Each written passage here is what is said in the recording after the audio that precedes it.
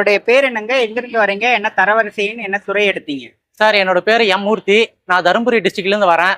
நான் வந்துட்டு டிஎன்பிசியில் டிப்ளமோவில் சிடி எக்ஸாமில் வந்து கிளியர் பண்ணியிருக்கேன். டெக்னிக்கல் அசிஸ்டன்ட் எடுத்திருக்கேன்.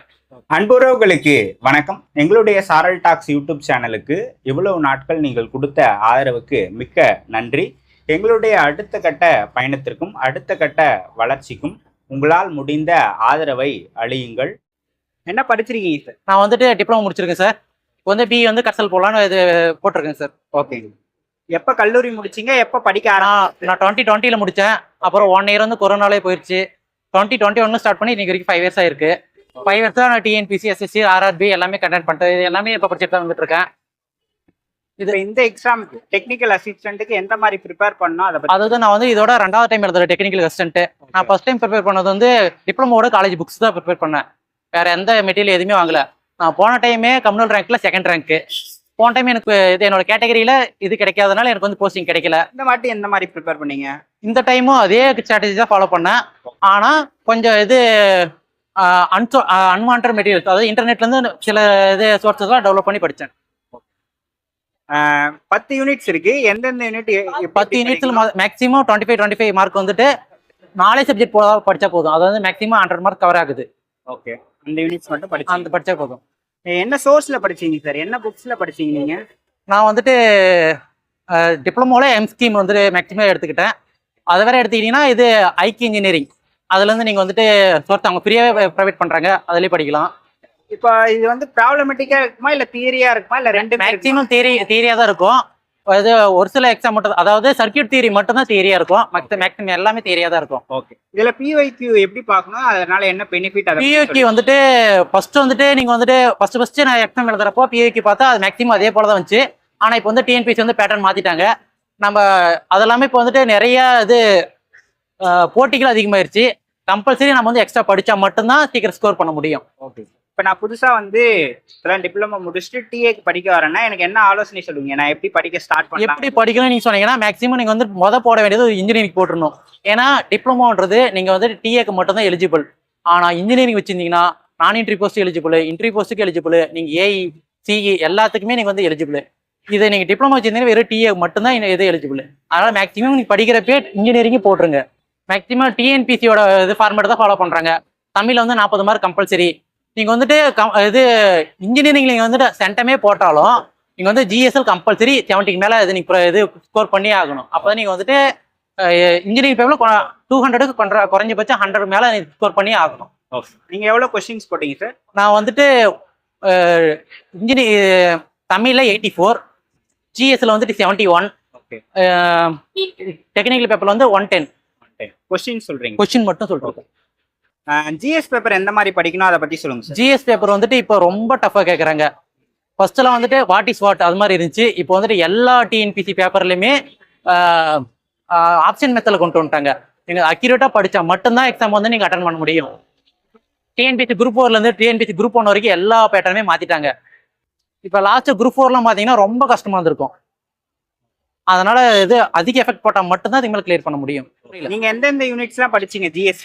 ஜிஎஸ்ங்களா? ஜிஎஸ் வந்துட்டு ஃபர்ஸ்ட் வந்து பாலிட்டி மட்டும் 50 மார்க்ஸ் வருது. அதுக்கப்புறம் யூனிட் 9 மட்டும் 20 மார்க்ஸ் வருது. யூனிட் 9 நீங்க மேக்ஸிமம் படிச்சாவே நீங்க ஹிஸ்டரி கவர் ஆயிரும், தமிழ் கவர் ஆயிரும். ஏன்னா வேலு நாச்சியார் இது போலதான் மேக்ஸிமம் வரும். அப்புறம் யூனிட் 6 அதுவும் படிச்சாங்க. இது 3 படிச்சாவே மேக்ஸிமம் உங்களுக்கு 60 மார்க் கவர் ஆயிரும். மீதி இருக்கிறது தான் கம்மி தான். ஓகே. என்ன சோர்ஸ்ல படிச்சீங்க சார்? ஸ்கூல் புக்ஸ் தானே? ஸ்கூல் புக்ஸ் தான் சார். நான் வந்து 5 இயர்ஸா ப்ரிப்பேர் பண்ணிட்டு இருக்கேன். அதனால மேக்ஸிமம் ஸ்கூல் புக்கே எல்லாம் ஃபுல்லா கவர் பண்ணிட்டேன். ஓகே. நீங்க செல்ஃபா படிச்சீங்களா அகாடமி எதுவும் போனீங்களா? அகாடமிக்கு வந்து நான் டெஸ்ட் பேட்ச் மட்டும் போட்டுக்கிட்டேன். ஃபுல்லா நான் செல்ஃப் தான். ரெண்டுத்துக்குமே டெஸ்ட் பேட்ச் போட்டீங்களா? ஆமா. இல்ல நான் இன்ஜினியரிங் ஃபுல்லா வந்துட்டு நானே ஓன் சோர்ஸ் பண்ணிக்கிட்டேன். வந்துட்டு ஜிஎஸ் குரூப் 4 படிச்சதுனால ஜிஎஸ் இது தமிழ் இதுக்கு மட்டும் டெஸ்ட் பேட்ச் போட்டுக்கிட்டேன். ஓகே. இப்போ 5 ஆண்டுகள் படிப்பதற்கு உங்க ஃபேமிலியில உங்க குடும்பத்துல எல்லாரும் சப்போர்ட் பண்ணாங்களா? எங்க அப்பா அம்மா மட்டும் ஃபுல் சப்போர்ட், என் ஃப்ரெண்ட்ஸ் நிறைய சப்போர்ட். அவங்களால தான் இன்னைக்கு வந்து நிக்கிறேன். ஓகே. படிக்கக்கூடிய ஆஸ்பிரன்ஸ்க்கு நீங்க என்ன மெசேஜ் சொல்றீங்க சார் படிக்கிறவங்க? ஆஸ்பிரன்ஸ்க்கு என்னன்னா ஃபர்ஸ்ட் ஒரு 2-3 வருஷத்துக்கு ஃபெயில் ஆகிற வரைக்கும் கொஞ்சம் கஷ்டமா தான் இருக்கும். ஆனா கன்சிஸ்டன்டா படிச்சுட்டே இருந்தா கம்பல்சரி ஒரு நாள் கிளியர் ஆகும். நான் வந்துட்டு இது வரைக்கும் 70 எக்ஸாம் மேல எழுதியிருக்கேன். 70 70 70 மேல எழுதியிருக்கேன். அதுல 5 மட்டும் தான் கிளியர். 5லயுமே என்னோட கேட்டகரிக்கு வந்து எனக்கு போஸ்டிங் எதுலயுமே கிடையாது. என்ன கேட்டகரி? நான் வந்து எஸ்டி, மலைவாழ் மக்கள், பழங்குடியினர். எனக்கு இது வரைக்கும் போஸ்டிங்கே கிடைக்கல. இப்போ நான் எழுதின இந்த எக்ஸாம்ல தான் எனக்கு வந்து போஸ்டிங் கிடைச்சிருக்கு. இது வந்து எனக்கு இந்த டைமே பண்ணியிருக்காங்க. அதாவது 1980 ரேஞ்சில் வந்துட்டு 1% கொடுத்தாங்க. இப்போ இன்னைக்கு வரைக்கும் ஒரு 40 ஆண்டு காலமா எங்களுக்கு வந்துட்டு 1%லே இருக்குது. கொஞ்சம் கொஞ்சம் இன்க்ரீஸ் பண்ணாங்கன்னா எங்களை மாதிரி படிச்சுட்டு இருக்கிற இளைஞர்களுக்கு கொஞ்சம் வாய்ப்பா இருக்கும். இப்ப நன்றி கிளியர் பண்ணதுன்னு சொன்னீங்க இல்லையா? இப்ப அந்த 1% ரிசர்வேஷனுக்குள்ள வர முடியலன்னு சொல்றீங்களா? எப்படி கிளியர்? இல்ல, மேக்சிமம் இது இருக்கிற எல்லா எக்ஸாம்லயுமே எஸ்டிக்கு வந்துட்டு ஒரு 100 வேகன்சி விட்டாங்கன்னா ஒரு வேகன்சி தான் கிடைக்குது. அதனால எங்களால வர முடியல. வேற என்ன வேரியஸ் எக்ஸாம்ஸ்ல எழுதிருக்கேன்னு சொன்னீங்களே? நான் வந்துட்டு எஸ்எஸ்சில ஸ்டாஃப் செலக்ஷன் கமிஷன் எழுதியிருக்கேன், எம்டிஎஸ், ஹாவெல்டர், சிஹெச்எஸ்எல் அதெல்லாம் எழுதியிருக்கேன். ரயில்வேல ALP, assistant loco pilot, technician, அப்புறம் கிரேட் 3. அதெல்லாம் 7.5 தானே? ஆமா, 7.5. அதுல வந்துட்டு அதுலயும் 3 மார்க், 5 மார்க், 6 மார்க் இது மாதிரி மார்க்ல தான் வந்து இது போயிருக்கு. கிடைக்காம போயிருக்கு. ஓவரால் கட் ஆஃப்ல போய் தான் கிடைக்காம போயிருக்கு. நிறைய தோல்விகள் பார்த்திருக்கேன்னு சொல்றீங்க. அப்ப அந்த ஃபெயிலியர்ஸ்லாம் உங்களுக்கு என்ன லெசன் சொல்லி கொடுத்ததா நினைக்கிறீங்க? இது ஒவ்வொன்றிலையும் ஒன்று கத்துக்கிறது தாங்க சார். இப்போ ஒரு விஷயத்துல தோத்துட்டேன், அவ்வளவுதான் முடியாதுன்னு போயிருந்தா திருப்பி நீங்க வந்து நின்றுக்க முடியாது. கம்பல்சரி எல்லாருக்குமே ஒரு நாள் நம்ம படிச்சுட்டே இருக்கிறோம்.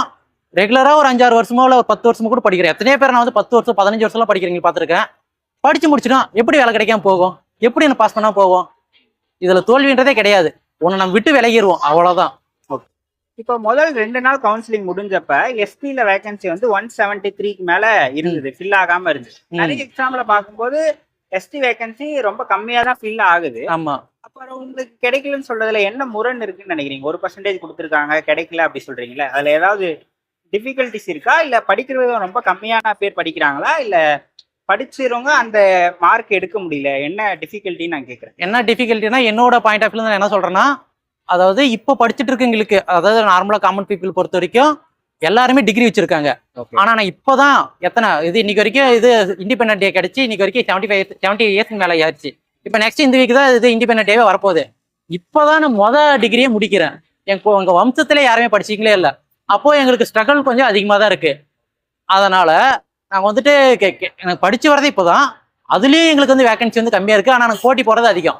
அப்போ இருந்த இது முதலமைச்சருக்கு வந்து எங்களுக்கு அப்போ இருக்கிற ரேஷியோ மக்கள் தொகை அடிப்படையில் 1% கொடுத்தீங்க.